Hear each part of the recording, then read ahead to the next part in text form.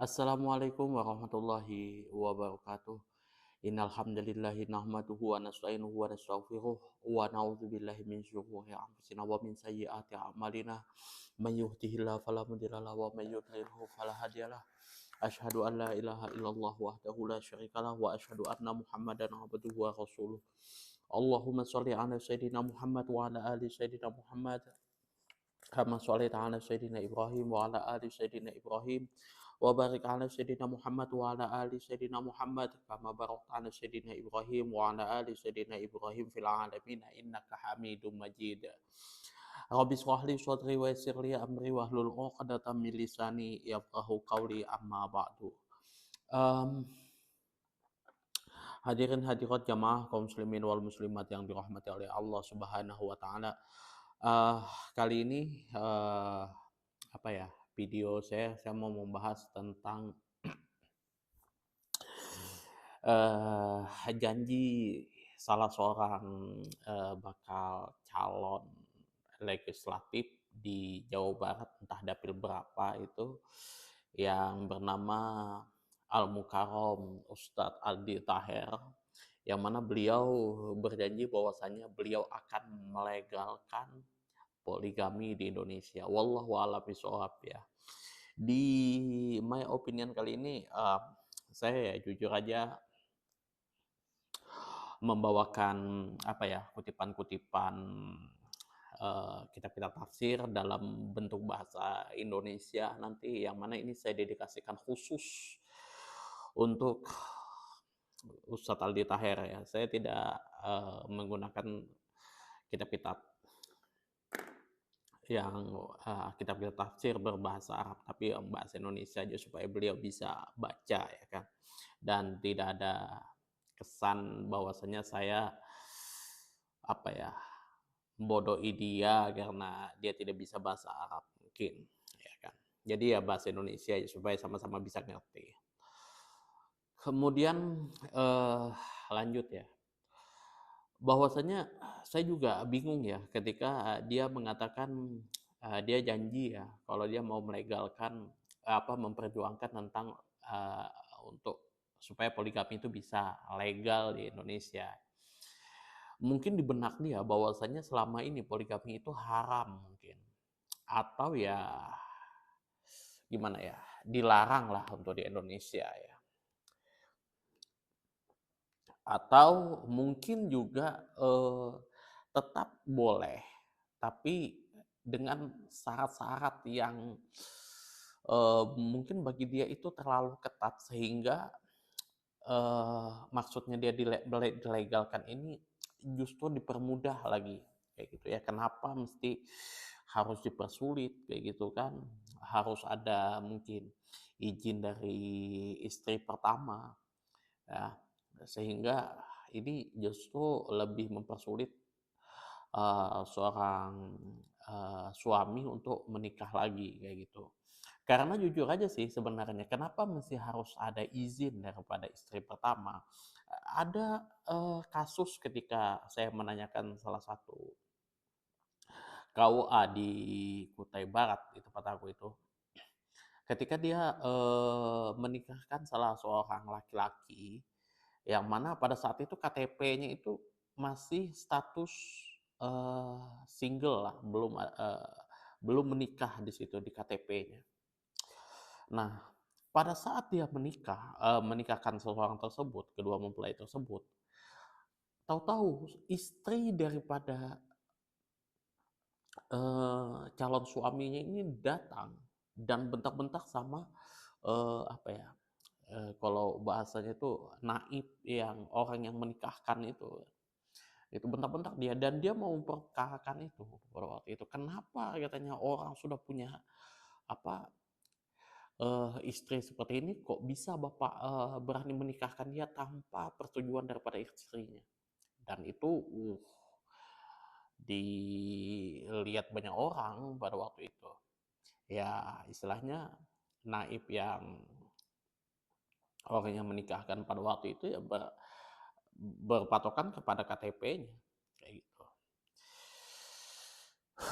Itu salah satu kenapa pemerintah itu ya istilahnya memperketat itu. Karena ya kondisi-kondisi tertentu di lapangan itu ya bisa jadi baku pukul di situ ya kan. Yang kadang mantannya aja bisa nggak terima, apalagi ini istrinya itu kan. Nah, makanya istilahnya diperketat. Kalau misal di Indonesia ini ya, istri pertama datang membawakan ya calon istri keduanya itu kan ke ini kan, Pak, ini saya mau menikahkan suami saya ini ya, suami saya ini dengan eh, si B lah katakan, Mbak siapa kayak gitu kan. Nah, supaya bisa istilahnya dia bisa nikah lagi kayak gitu kan. Supaya saya siap di madu. Ini calon yang terbaik yang saya carikan buat suami saya. Nah, kalau seperti itu, nggak akan, saya yakin KUA manapun ya, eh, tempat kita menikah, itu nggak akan ada yang ya mempersulit ya gitu. Pokoknya langsung set jadi kayak gitu. Ya, itulah. Jadi sebenarnya kalau saya tanya-tanya itu, ya apakah poligami itu di Indonesia boleh apa tidak? Ya,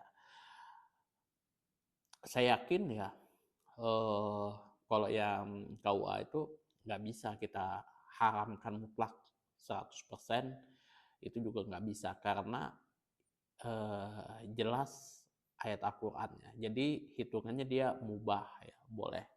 Gitu. Nah, nanti saya akan bahas di sini berikut dengan tafsirnya ya. Biasa umum ya, kita kalau misalkan membahas masalah poligami itu pasti berpatokan kepada surah An-Nisa ayat 3 ya.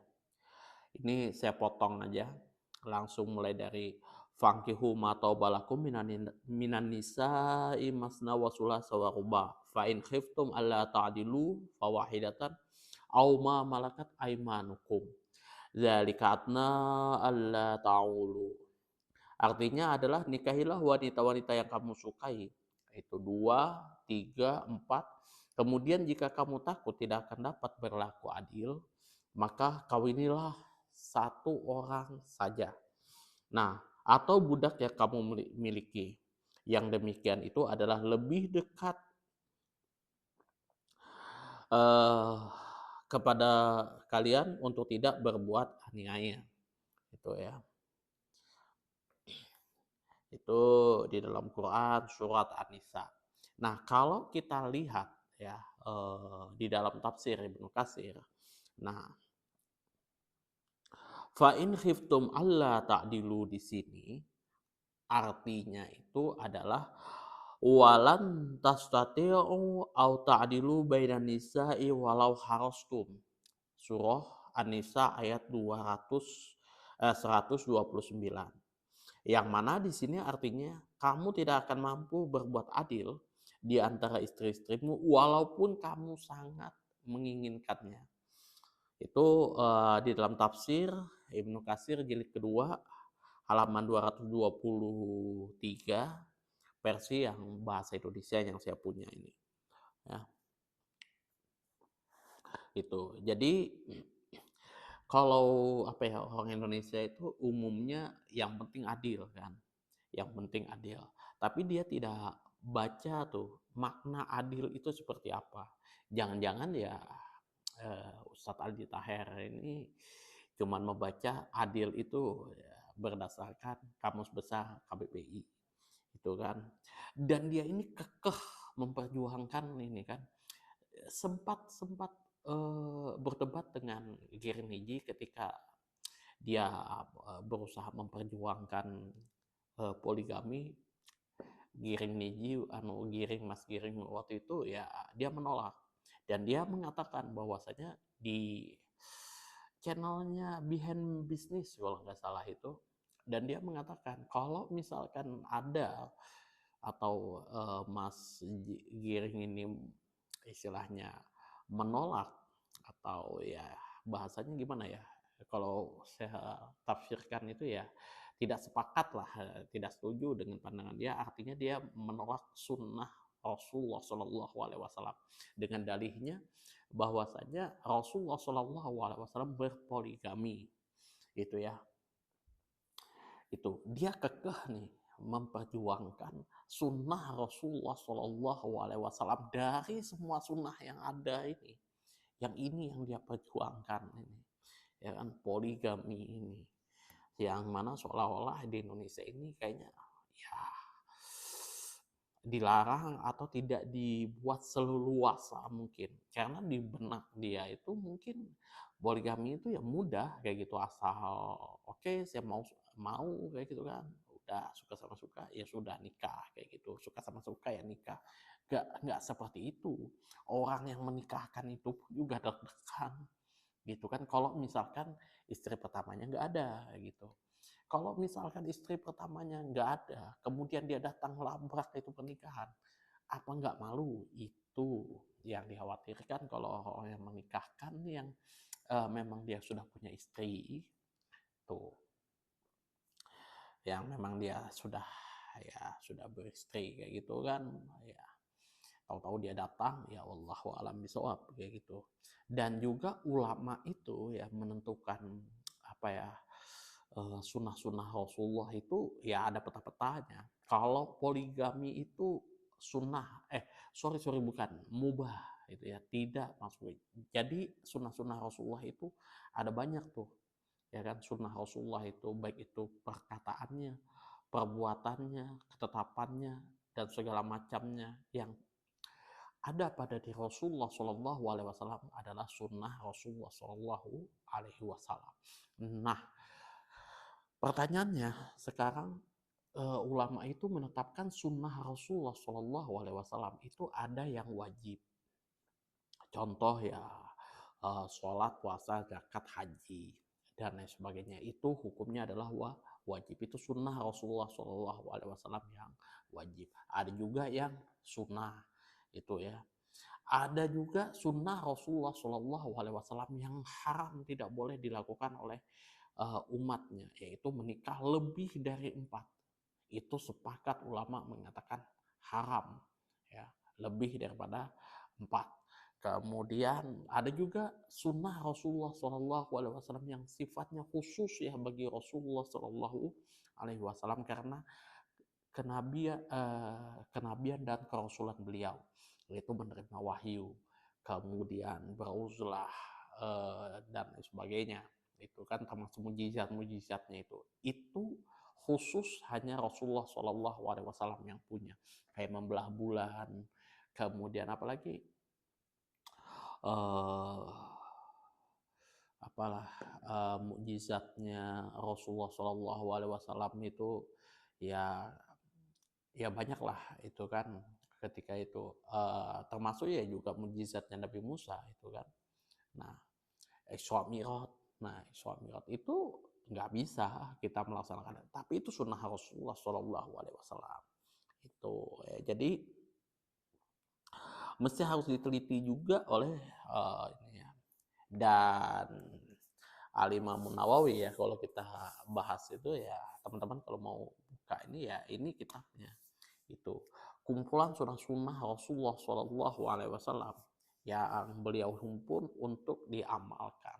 Walaupun ya kita tidak bisa poligami, tapi kita bisa melaksanakan, mengamalkan sunnah-sunnah Rasulullah Shallallahu Alaihi Wasallam setebal ini. Ini dalam bentuk bahasa Indonesia sudah ya aman, sudah bagus, dan ini sudah ditahqiq juga oleh penulisnya gitu kan. Jadi tahqiq dan ditahqiq juga oleh Isyamuddin As-Sabti itu. Kemudian itu tadi kalau kita misalkan kita kembali lagi ya ke pembahasannya di tafsir Ibnu Katsir, yang namanya adil di sini adalah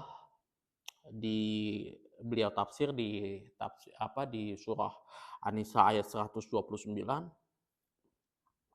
walan tasati'u an ta'dilu bainan nisa'i walau harastum, ya, surat ayat 29.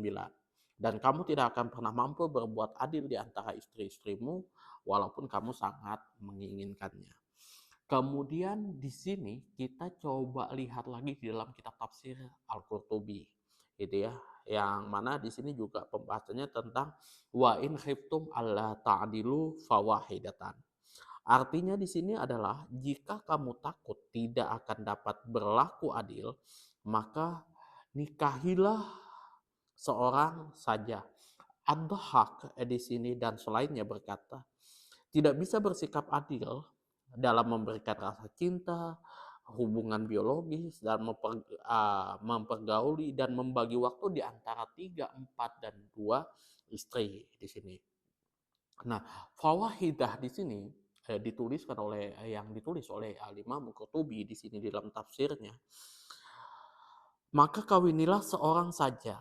Pelarangan menikah lebih dari satu ini dikarenakan ia melalaikan sikap adil dan tidak mampu membagi waktu dan menggauli mereka dengan baik. Dan ini merupakan dalil kewajiban meninggalkan poligami bagi yang tidak mampu.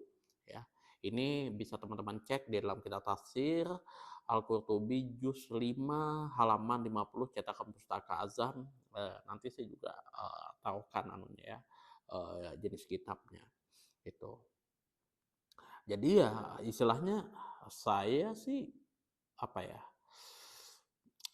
gimana ya, kalau misal sudah ya cowok-cowok ya jenis hidung belang kayak gitu apa segala macam yang hanya menggampangkan pernikahan kayak gitu ya, mending sih enggak sih. Kalau menurut saya itu sudah nyata itu ya. Karena di tafsir di uh, surah An-Nisa ayat 129 di situ sudah jelas di situ mengatakan gitu kan, dan kamu tidak akan mampu berlaku adil itu meskipun kamu sangat menginginkannya, itu yang dijadikan landasan Ibnu Katsir gitu ya. Kemudian kita juga coba cek di dalam kitab tafsir At-Tabari di sini. Allah Subhanahu wa taala berfirman, jika kalian tidak dapat mengamankan kesewenang-wenangan di dalam diri kalian terhadap perempuan yang lain itu, maka nikahilah perempuan yang telah aku bolehkan dan halalkan untuk kalian. 2, 3, dan 4. Jadi maknanya di sini artinya adalah jika kalian tidak dapat mengamankan kesewenang-wenangan. Artinya ya istilahnya kita tuh sudah bebas lah kayak gitu kan, kita sudah siap nih berlaku adil, kita juga sudah matang dan lain sebagainya, ya bisa itu menikah lebih dari 1, 2, 3, dan 4. Tapi jika kalian masih merasa takut akan kesewenang-wenangan terhadap diri kalian, terhadap jumlah yang kalian nikahi itu, maka janganlah kalian menikah dengan lebih satu orang perempuan. Jika kalian juga masih takut akan adanya kesewenang-wenangan di dalam diri kalian. Nah, itu yang teman-teman bisa cek di dalam kitab tafsir At-Tabari juz 6 halaman 395 cetakan Pustaka Azam yang versi bahasa Indonesianya. Itu ya. Jadi ya kalau misalkan kalau kami di pondok itu umumnya kalau misal menafsirkan ayat-ayat yang ada di dalam Al-Quran itu jujur aja nggak berani kami cuman berdasarkan apa ya, uh, kamus kayak gitu kan, oh adil ini apa, walaupun itu kamus Munjid, Lisanul Arabi dan lain sebagainya, kami nggak berani langsung seperti itu. Kami biasa cek dulu nih di dalam kitab tafsir apapun itu, kitab tafsir Ibnu Katsir, kitab tafsir Al-Qurtubi, kitab tafsir At-Tabari, dan banyak lagi kitab-kitab tafsir yang lain.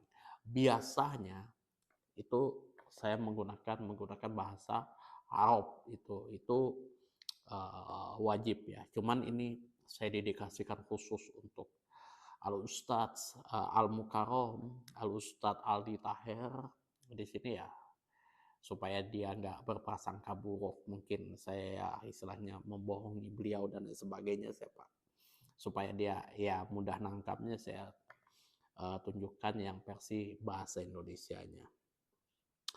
Ya, wallahu alam bisawab ya. Kalau sampai dia terpilih itu kayaknya seputus asa itu mungkin ya, ketika apa, melihat anggota legislatif yang sudah berantakan itu kemudian dimasukkan lagi Aldi Taher supaya ini bisa jauh lebih baik kayak gitu kan. Seharusnya sih kalau menurut aku ya, yang tidak bisa kerja itu ya nggak usah dipilih lagi, dicarikan yang bagus-bagus kayak gitu kan. Ya walaupun nggak ada duitnya kayak gitu. Itu.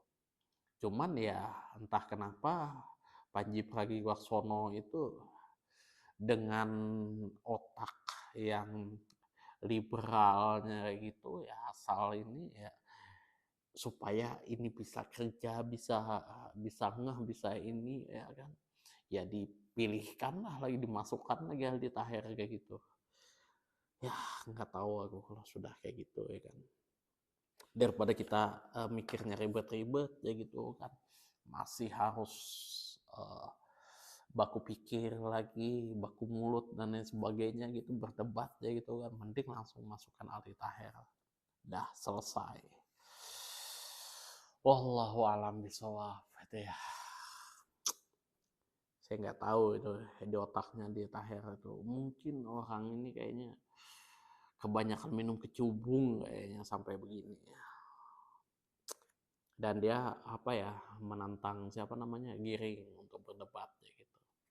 Saya pun juga walaupun saya ya punya banyak dalil, punya banyak kitab, menguasai banyak kitab kayak gitu, kalau debat sama dia juga malas. Wallahu alam bisawab ya. Itu saja mungkin yang dapat saya sampaikan, mudah-mudahan ini ya bisa memberikan manfaat buat teman-teman semuanya. Uh, Kalau misal ada kekeliruan, mungkin ada kata-kata saya yang apa ya, tidak apa yang menyinggung hati teman-teman dan tidak layak untuk diperdengarkan di YouTube ini ya, mohon maaf lah yang sebesar-besarnya. Apabila ada kritikan, masukan, pertanyaan dan lain sebagainya yang kurang di video ini, ya silahkan teman-teman atur semuanya di kolom komentar. Akhir kalam, wabillahi taufik wal hidayah, assalamualaikum warahmatullahi wabarakatuh.